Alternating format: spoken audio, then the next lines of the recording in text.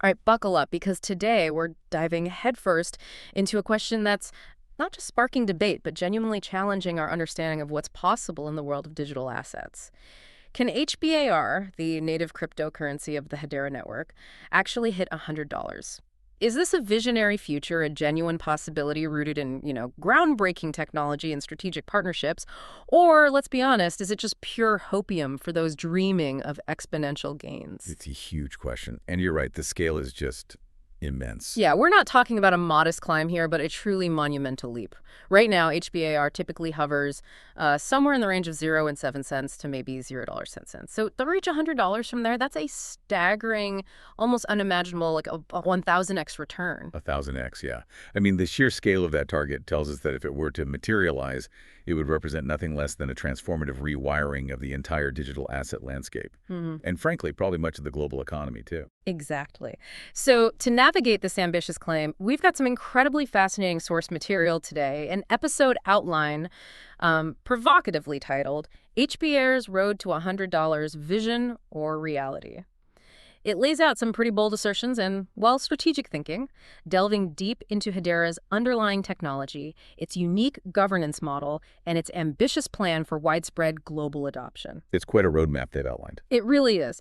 So think of this deep dive as your essential shortcut to understanding the colossal ambition behind Hedera. Our mission today is to sift through the most important nuggets of information, connect the dots, and help you understand what specific factors might actually make that $100 target, or, maybe something incredibly close to it, a reality. But, and this is crucial, we're also going to highlight the significant hurdles it still faces, offering you a truly balanced perspective. So let's not waste another moment. Let's jump right in. Let's do it. Okay, so let's unpack this.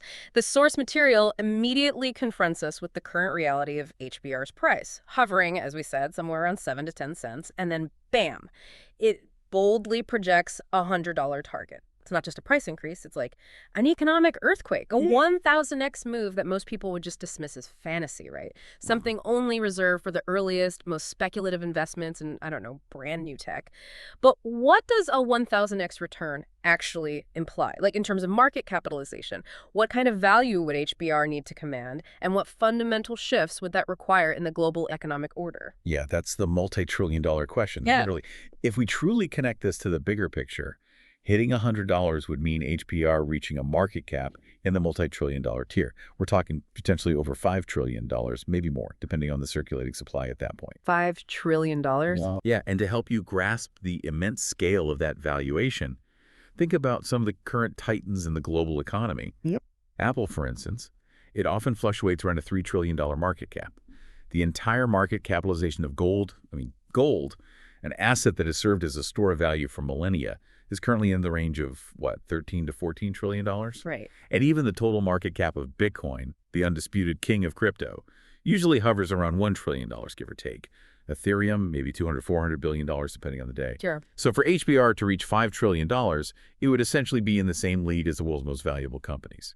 It would command a significant fraction of the value of gold. And it would utterly dwarf the current valuations of the top cryptocurrencies. It just puts it in stark perspective. Absolutely. This isn't just about a price pump fueled by speculation. This truly compels us to ask, what kind of profound fundamental rewiring of global systems would need to occur for a digital asset to command such a colossal valuation? It implies a level of integration, utility, and indispensable functionality that, frankly, far transcends anything we've witnessed from a digital asset to date. It suggests a transformation, kind of like the internet, becoming the backbone of nearly all commerce and communication. That's a mind-bending comparison, and it really sets the stage for the enormity of this vision. Our source uses the phrase tectonic adoption shifts across global finance, enterprise, and Web3. Tectonic. That suggests something massive and foundational, like continents shifting over eons. It's not just a metaphor, it suggests fundamental, irreversible change. Exactly. So what do these tectonic shifts actually look like for businesses, for governments, even for us, everyday users? If this vision for HBR is to materialize, this isn't just about small projects dipping their toes in the water, is it? It sounds like a total overhaul. You're absolutely right. Tectonic is the operative word here. It implies changes that fundamentally alter the landscape, not just superficial adjustments. So for businesses, these shifts would mean core operational infrastructure moving on to Hedera. Imagine, just for a moment, vast, complex global supply chains currently fragmented, kind of opaque, often inefficient, becoming transparent, instantly verifiable, and settled with near zero latency on the Hedera network. Okay. And this isn't just about tracking a few packages. It's about every component, every transaction, every payment within a global manufacturing and logistics network being powered by HBAR. Think of multinational corporations digitizing their entire value chain, from, say, raw material sourcing to final product delivery, all verified and orchestrated on Hedera. That translates into unprecedented efficiency, massive fraud reduction, and cost savings on a truly global scale. And for governments, you mentioned CBDCs earlier. Right, for governments, particularly in the context of central bank digital currencies or CBDCs, these shifts would be even more profound. It would mean that the very issuance, distribution, and settlement of national currencies, or at least a significant portion of them, would utilize Hedera as the foundational layer. This is a massive leap from, conceptual white papers to real-world sovereign digital money. It would require Hedera to meet the absolute highest standards of security, stability, and regulatory compliance, making it potentially an indispensable public utility. And for everyday users like us, would we even notice? That's the interesting part. You might not even realize you were using Hedera, much like we don't think about TCP/IP when we browse the internet, right? But these shifts would translate into seamless, instant, and incredibly low-cost digital interactions. Picture everything from micropayments for streaming content, maybe, to securely managing your digital identity, allowing for instant verification without compromising privacy. It's about Hedera integrating into existing systems to make them faster, cheaper, and more secure, while also enabling the creation of entirely new digital economic models that simply aren't feasible with today's legacy infrastructure. It truly implies Hedera becoming an invisible, indispensable utility layer for the digital economy, underpinning much of our digital lives. Okay, so that's the what. Now here's where it gets truly compelling, and it starts to give us a glimpse into why Hedera might even conceive of such an audacious target. Our source highlights Hedera's unique governance model. It's not just some anonymous developer group or a loose collective. It's governed by this impressive roster of global giants like Google, IBM, Boeing, LG, Standard Bank, Dell, Deutsche Telekom, Ubisoft. I mean, the list goes on. That's all name, yeah. Exactly. These aren't just any companies. They're industry leaders with immense resources, global reach, and a profound interest in stability. Now, given that so much of the crypto world champions decentralization, some might view a governing council of corporations as, well, a potential centralizing force, maybe even a vulnerability. How does Hedera reconcile this enterprise-friendly governance model with the broader decentralized ethos? And what specifically makes this corporate trust a moat rather than, a potential point of criticism for some? Yeah, that's a great question, and it's something that comes up a lot. What's genuinely fascinating here is how this structure provides a unique comfort level and stability that directly addresses specific enterprise pain points. It really differentiates Hedera significantly. You see, many large enterprises have historically hesitated to fully embrace decentralized technologies. Why? Because of a perceived lack of clear accountability, regulatory uncertainty, and sometimes opaque decision-making processes common in pure DAO models. Yeah. Decentralized autonomous organizations. A Wild West perception. Precisely. They often struggle with that narrative. Hedera's governing council, composed of established, regulated, and often publicly traded entities, directly bridges this gap. It signals stability, compliance, and a shared strategic vision that appeals immensely to risk-averse regulated organizations. So it's less about ideology and more about practicality for big business. Exactly. This isn't just about trust in a vague sense. It's about a foundational shift in how large corporations can confidently engage with distributed ledger technology. These council members, and you can see the full list on their website, hedera.com/council, they aren't just rubber stamping decisions. They actively run the network nodes. They guide strategic development. And they ensure regulatory adherence. They bring their vast legal and compliance resources to bear, which offers a level of predictable governance that, frankly, pure DAO models haven't yet achieved at this scale for mission-critical operations. Okay, that makes sense. And the profound implication is this. If these global companies and the many others on the council truly integrate HBAR into their vast and complex products, internal transactions, and global supply chains, well, the usage of the network, and thus HBAR, could indeed explode. We're talking about billions, potentially trillions, of transactions flowing through the network as these giants digitize and optimize their operations. And each transaction requires HBAR. This corporate backing acts as a powerful barrier to entry for competitors lacking similar institutional buy-in, kind of cementing Hedera's position. It's their moat, as the source puts it. Right, that council is a serious advantage. So, with that foundation of corporate trust, it makes sense that Hedera would then target some of the highest stakes applications in global finance. Our source positions Hedera as a backbone for tokenized real world assets, or RWAs, and central bank digital currencies, CBDCs. These are two incredibly hot and, frankly, transformative topics in finance right now. For our listeners who might be newer to these concepts, or maybe you just want a refresh, what exactly are tokenized assets and CBDCs, and why is Hedera aiming to be their foundational layer rather than, say, an existing, more established blockchain or maybe a private enterprise solution? That's an excellent and absolutely crucial question, as these concepts are central to Hedera's strategic vision and, well, its path toward potentially hitting that $100 HBAR mark.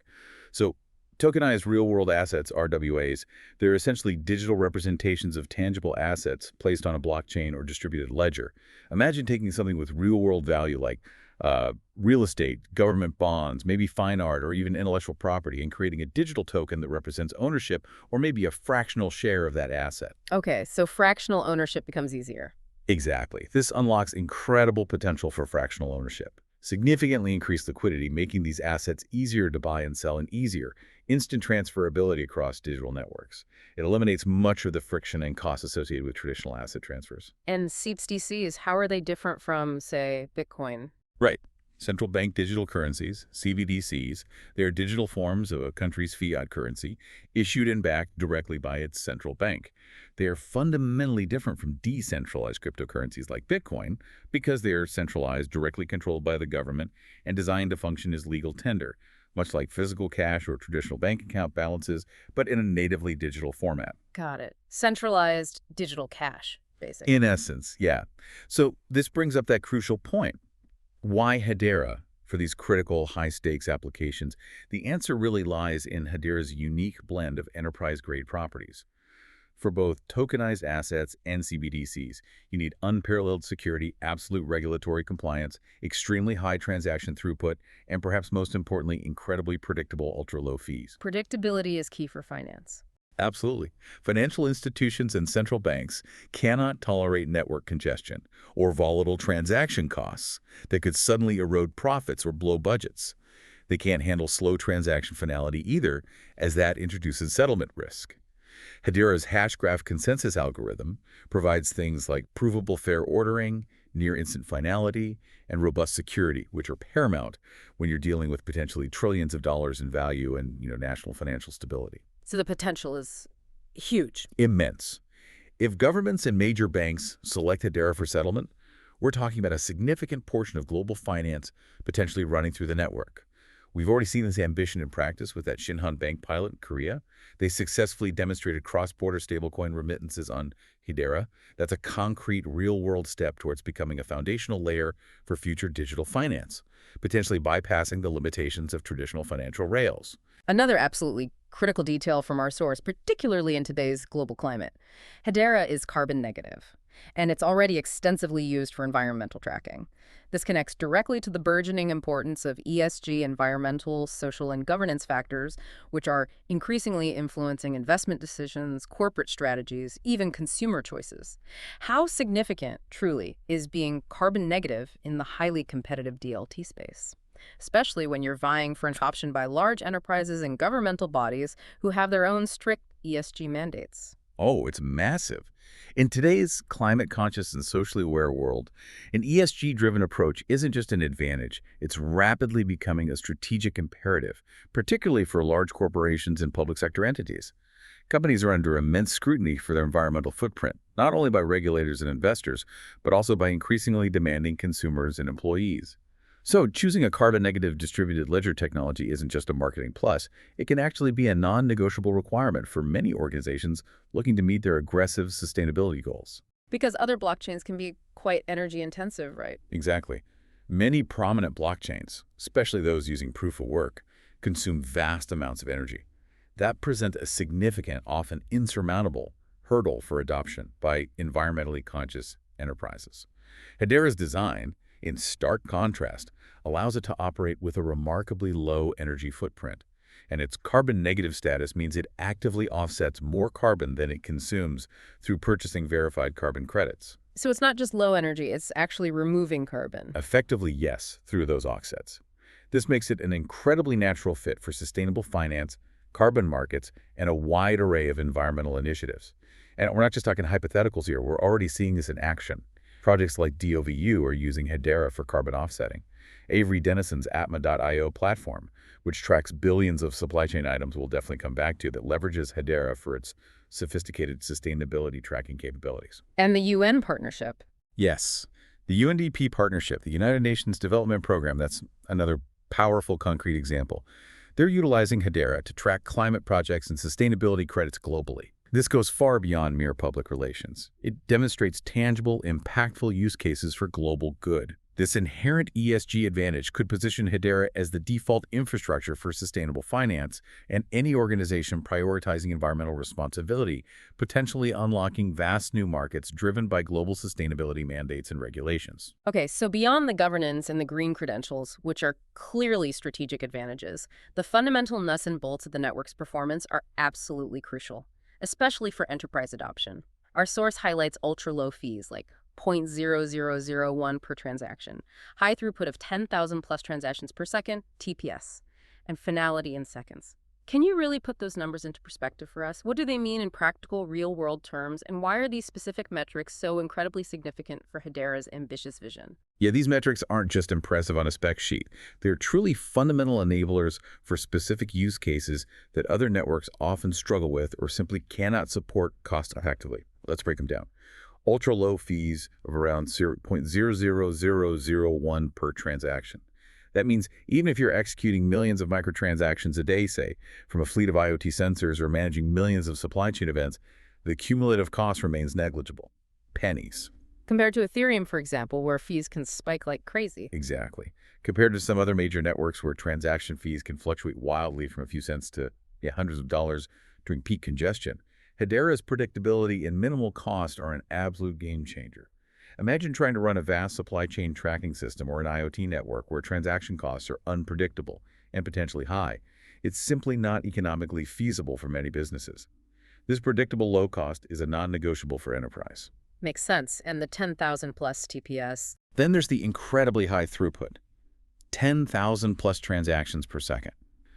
To truly put that into perspective, Visa, the global payment giant, processes around 1,700 TPS on average, though it can certainly peak higher. Many leading blockchain networks are still operating in the tens or maybe hundreds of TPS, which quickly leads to congestion as usage grows. Hedera's capacity means it can handle massive volumes of data and transactions without network congestion or slowdowns, which is absolutely vital for enterprise-scale applications, national payment systems, or global asset tokenization platforms. And the finality. Finality in seconds, what does that mean practically? And finally, yes, finality in seconds. This means that once a transaction is submitted, it is confirmed and irreversible almost immediately, within typically 3 to 5 seconds.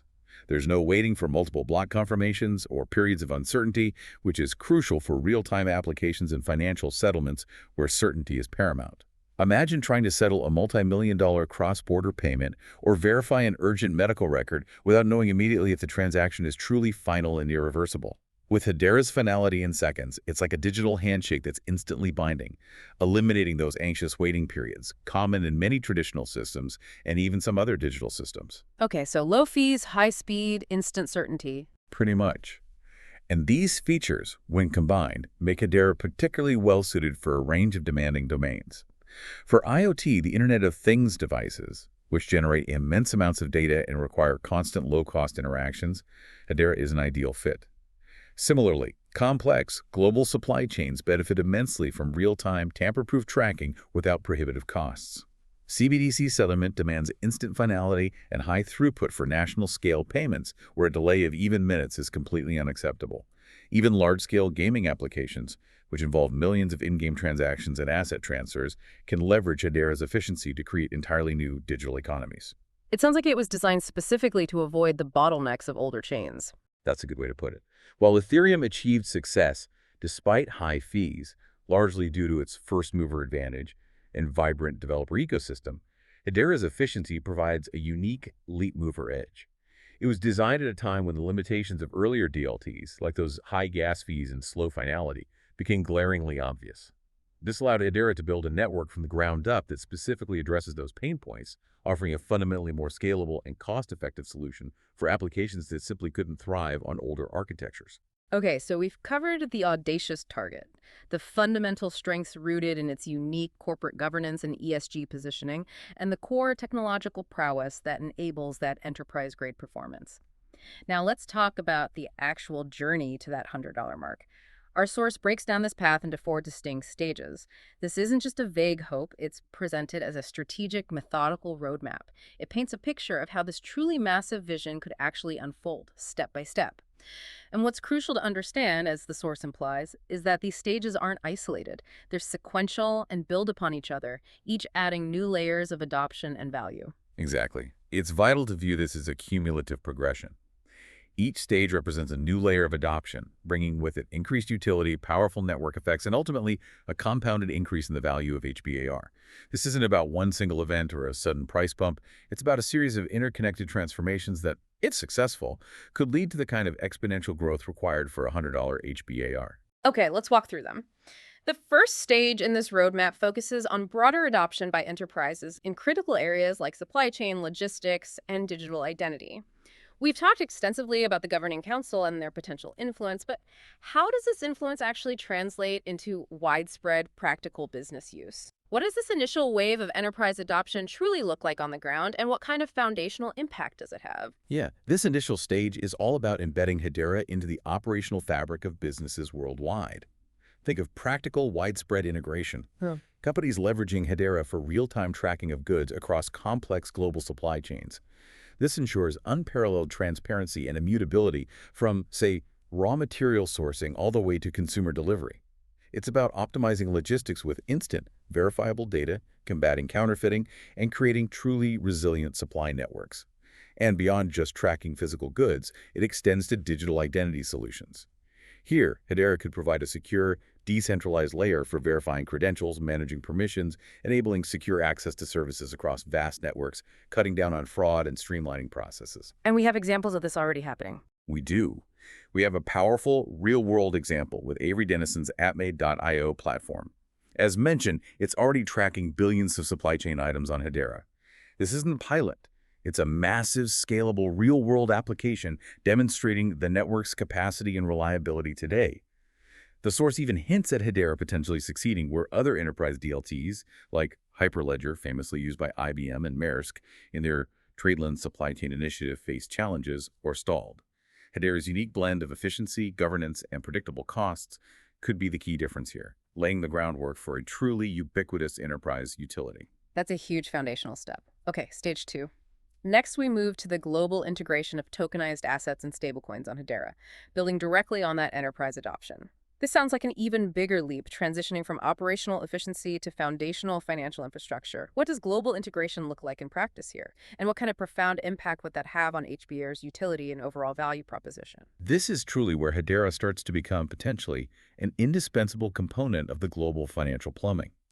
Global integration of tokenized assets means that anything from real estate titles to intellectual property rights, government bonds, even fractionalized equities could be digitized and traded seamlessly across international borders, 247 on Hedera. This dramatically enhances liquidity, makes high-value assets more accessible to a broader range of investors, and streamlines what are currently cumbersome, expensive, and slow processes in traditional finance. And for stablecoins, like the Shinhan example. Exactly. For stablecoins, it means instant, secure, and incredibly low-cost transfers of digital representations of fiat currencies across borders. This is precisely what the Shinhan Bank pilot demonstrated so successfully with cross-border stablecoin remittances. Now imagine, just for a moment, everyday transactions, international remittances by individuals sending money home, and large-scale cross-border trade between businesses becoming faster, cheaper, and more efficient because they're settled instantaneously on Hedera. That's a massive amount of potential transaction volume. Exactly. This stage implies a truly massive increase in transaction volume, the total value locked on the network, TVL, and the velocity of value transfer. It signifies Hedera becoming a critical, high-performance settlement layer for a significant portion of global financial flows. It's moving from enterprise operational efficiency to foundational global financial infrastructure. And remember, HBIR is required for every single one of these value transfers, paying those tiny transaction fees. Okay, so if broader enterprise adoption is laying the groundwork for massive utility and global financial integration is building the core infrastructure, the next critical piece of this puzzle, as our source highlights, involves attracting significant institutional capital. The third stage talks about institutional inflows via things like ETFs, dedicated funds, or maybe staking products. Yeah.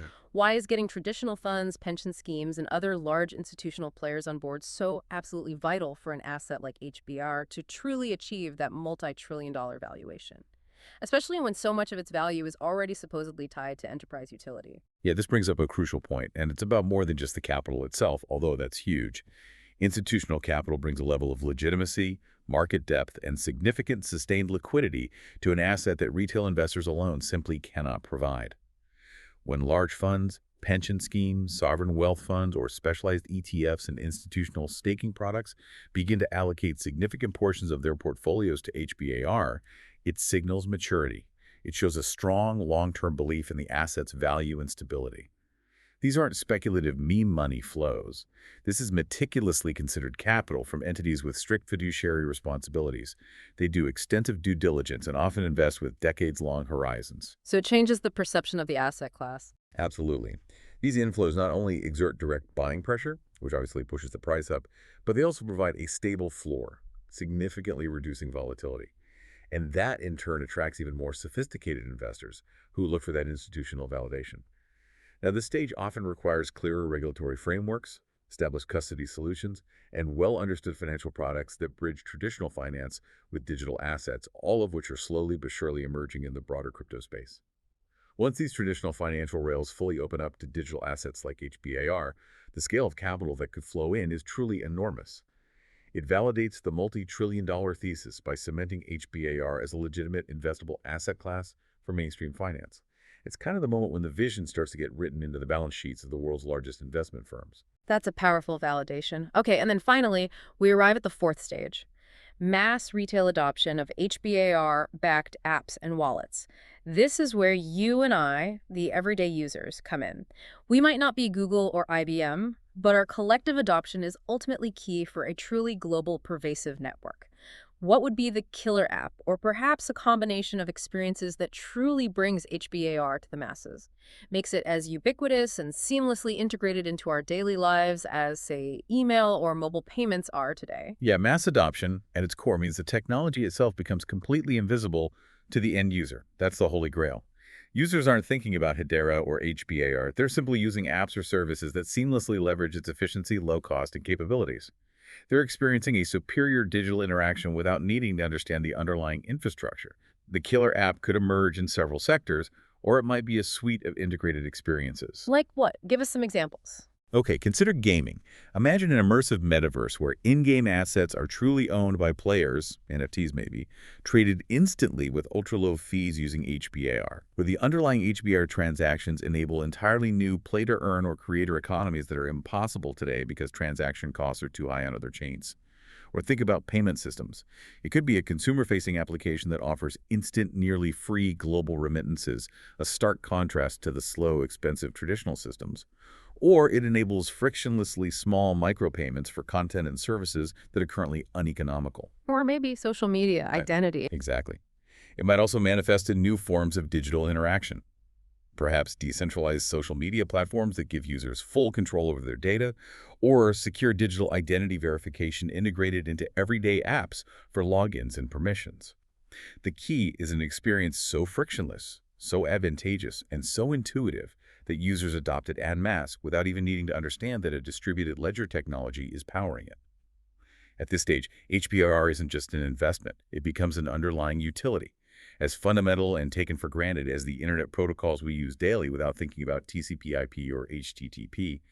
It's the point where Hedera becomes an indispensable part of the digital fabric for billions of people, not just for enterprises. So if all these stages converge, enterprise adoption, creating the utility, Global financial integration, building the core infrastructure, institutional inflows providing the liquidity and validation, and mass retail adoption ensuring pervasive usage. What's the ultimate outcome? How do these seemingly disparate pieces fit together to truly push HBR towards that audacious $100 target, making it a multi-trillion-dollar asset? Well, the source powerfully suggests that all combined, this cumulative impact could indeed catapult HBAR into that multi-trillion-dollar valuation tier. It lines perfectly with our initial discussion of the $100 target. Each stage builds momentum, creating incredibly powerful network effects that feed into the next.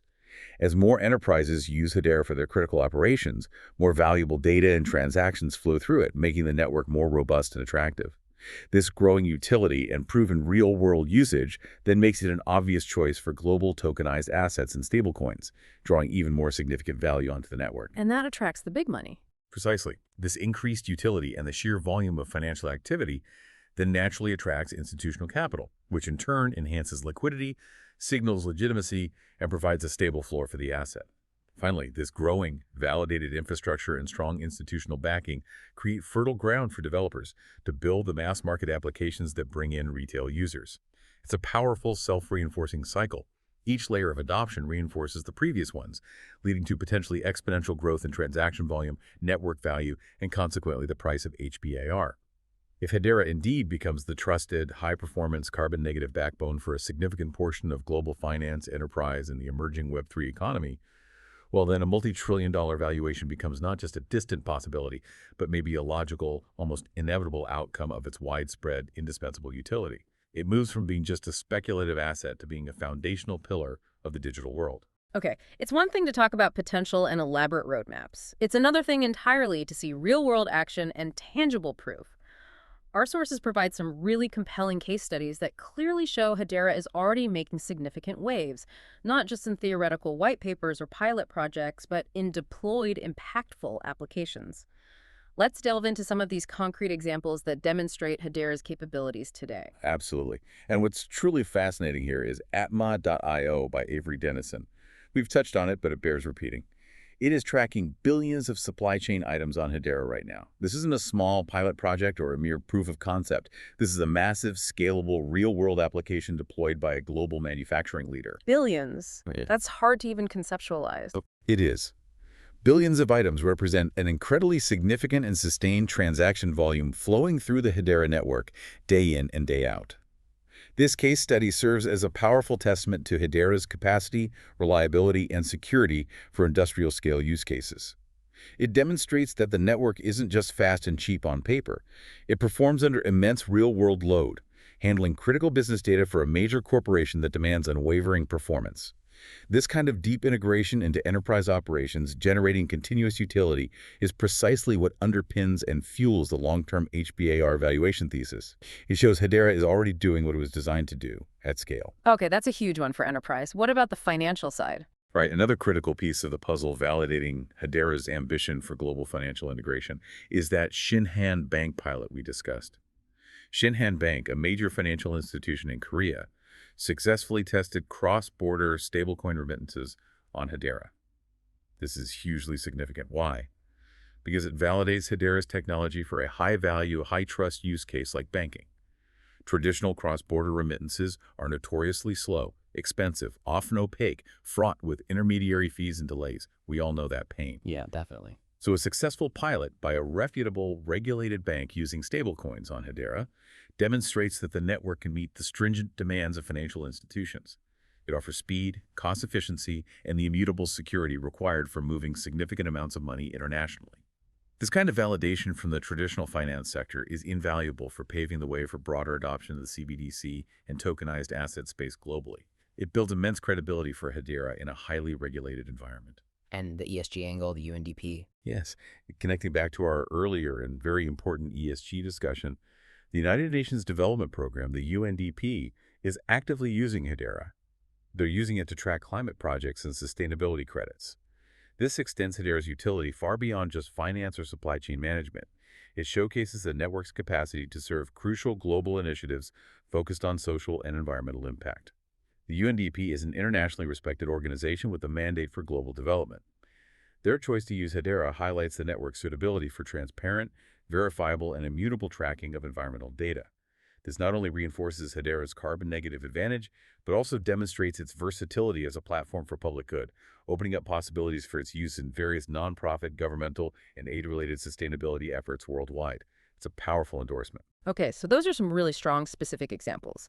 Beyond these deployments, are there external independent perspectives that lend weight to Hedera's ambitions and its position in the broader DLT ecosystem? It's always beneficial to hear from independent analysts and researchers, isn't it? Get an outside view. Absolutely. External validation from reputable research firms provides crucial third-party insights and objective analysis, moving beyond the project's own narratives or, marketing. For instance, Messari, which is a well-respected crypto research firm known for its in-depth institutional grade reports, provides extensive analysis on Hedera Hashgraph. The reports offer detailed insights into Hedera's unique technology, its specific market position, the intricacies of its Hashgraph consensus mechanism, its tokenomics, its potential in various sectors like enterprise, DeFi, gaming. They cover it all. So they really dig deep. Oh yeah. These reports are meticulously researched, often covering governance structures, ecosystem development, the competitive landscape. Such analyses help potential institutional investors and large enterprises understand Hedera's strengths and weaknesses from a neutral, expert standpoint. When firms like Messari allocate significant resources to deep dive into Hedera, it powerfully underscores the network's growing importance and its perceived potential within the broader digital asset and DLT space. It adds a vital layer of credibility to its ambitious targets. It's kind of like an independent audit of their claims and potential. Okay, that adds another layer of confidence. However, while the road to $100 is clearly laid out with impressive milestones, groundbreaking technology, and compelling use cases already in action, no journey, especially one of this magnitude and ambition, is without its very real challenges. It's absolutely vital we balance the optimism with a realistic look at the potential hurdles. What are some of the significant risks or obstacles that could slow down or even derail this ambitious vision for Hedera? Right, we have to look at the bear case too. And this compels us to consider a critical query. How will the evolving and often unpredictable global regulatory landscape impact Hedera, especially given its intense focus on highly regulated sectors like CBDCs and deep enterprise integration? We're seeing different countries adopt wildly varying approaches to digital assets, from outright bans in some places to comprehensive regulatory frameworks elsewhere. And this patchwork creates immense complexities for a global network like Hedera. So navigating that is a huge challenge. It really is. A major enterprise or a central bank might be keen to integrate, but if the regulatory environment in a key jurisdiction remains unclear or becomes hostile or just rapidly shifts, it could significantly delay or even outright halt adoption plans. Compliance becomes a constantly moving target, and for large, risk-averse organizations exactly fancy, Hedera's target market regulatory uncertainty is a major, often insurmountable deterrent. Navigating this complex, fragmented patchwork of international laws will be a continuous, demanding, and resource-intensive challenge for them, no question. That's a very tangible and unavoidable concern for any globally ambitious DLT. Okay, what else? Well, enterprise adoption is clearly Hedera's bedrock, driving that fundamental utility. Does the broader crypto market still need that spark of retail excitement, that viral buzz, that sense of a movement to generate significant momentum and liquidity, especially for an asset targeting such a high valuation? Or can enterprise alone get it to $100? That is a fundamental tension in the crypto space, isn't it? And it's a crucial point. Yes, I think a lack of widespread retail engagement could absolutely impact developer interest in building user-facing applications. And that could potentially hinder the mass adoption stage that our source outlines. While enterprise utility drives fundamental long-term value, retail excitement often drives speculative interest, liquidity, and a broader public awareness that can attract more developers, innovators, and ultimately a more vibrant ecosystem. If HBAR remains primarily an enterprise coin without a compelling narrative or accessible user-friendly applications for the average person, it might struggle to achieve the exponential growth and network effects seen in other projects that have stronger retail appeal. So it might become valuable, but maybe not $100 valuable without the public excitement. It's possible. This can be where that pure hopium sentiment sets in if enterprise adoption, while substantial and impactful, isn't visible enough to the public. It might feel less tangible or exciting compared to projects with more retail-friendly narratives or immediate consumer applications. Finding that balance and making enterprise utility visible and maybe even exciting to the public is a significant challenge. Okay, regulation, retail apathy, The competition. absolutely. Furthermore, we cannot overlook the intense competition from other high-performance DLTs. While Hedera has unique advantages, it operates in a very crowded market. Projects like Solana, Avalanche, Polygon, even next-generation Ethereum scaling solutions, they are all constantly innovating, improving their throughput, reducing fees, and expanding their ecosystems. They're also aggressively pursuing enterprise partnerships and developer adoption. Hedera must not only prove its superiority, but also continuously adapt and outcompete these rivals in a rapidly evolving technological landscape. A competitor could emerge with an even more compelling solution or gain significant market share in a critical sector, potentially fragmenting the market and slowing Hedera's path. It's a constant battle. And what about the enterprises themselves? Are they guaranteed to jump on board quickly? Yes. Finally, despite the compelling case studies and the prestigious governing council, large enterprises are notoriously slow in adopting and integrating new technologies. It's just a fact of life. Even with best-in-class technology, the internal process within a major corporation is often fraught with internal inertia. The immense challenge of integrating with complex legacy systems, multiple layers of bureaucratic approval, and the inherent caution that comes with managing vast, complex, risk-averse operations. So the sales cycle can be really long. Extremely long. Sales cycles can span years, and pilots often take much longer to transition into full-scale production than anticipated. This isn't a flaw in Hedera's technology necessarily, it's a fundamental reality of dealing with the enterprise world. These long sales cycles and the natural reluctance of major corporations to pivot quickly could significantly delay the projected timelines for widespread adoption outlined in that $100 roadmap, even if the underlying technology proves itself superior beyond a doubt. This enterprise slow adoption factor is perhaps one of the most practical and persistent hurdles they face. Okay, so we've taken an incredibly deep dive into Hedera's bold vision for HBAR potentially hitting $100.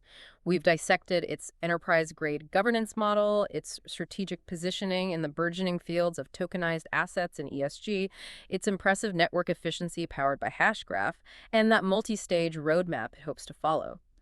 We've also acknowledged the very real hurdles from the unpredictable and fragmented regulatory landscape to the often slow pace of enterprise integration, the need for broader retail excitement, and the fierce competition from other DLTs. It's undeniably a journey filled with both immense potential and significant challenges, truly at the forefront of digital innovation. It really is. Which brings us to a crucial, maybe provocative thought for you, our listener. Consider this. If Google and IBM, as key and influential members of the Hedera Governing Council, were to genuinely double down and fully integrate HBAR into their core products and vast operational infrastructures, maybe making it the invisible settlement layer for Google Cloud or IBM's enterprise solutions, would that be enough to convince you to make a significant investment in the token? Or, conversely, what do you believe is ultimately more powerful in driving a crypto asset to such an astronomical valuation? Is it the quiet, steady, fundamental march of enterprise adoption and utility, often invisible to the everyday user? Or is it the explosive, often unpredictable power of retail hype and widespread public enthusiasm? It's a fundamental tension, and the answer will likely define the next era of digital assets. Something to think about. Definitely something to think about. We truly hope this deep dive has given you a much clearer, more nuanced picture of HBAR's potential and the incredible forces at play in the evolving world of enterprise DLT. If you're fascinated by these possibilities and the future of Web3 and enterprise crypto adoption as we are, and you want to keep exploring these complex topics with us, then please don't forget to like this deep dive, subscribe to our channel, and hit that notification bell. Yeah, it really does help. It really does. Your engagement, subscribing, leaving comments, sharing these analyses truly helps support what we do here. It boosts our visibility in the algorithm, allowing us to reach more curious minds like yours and continue creating this kind of in-depth, quality crypto content. We genuinely appreciate you being with us on this journey.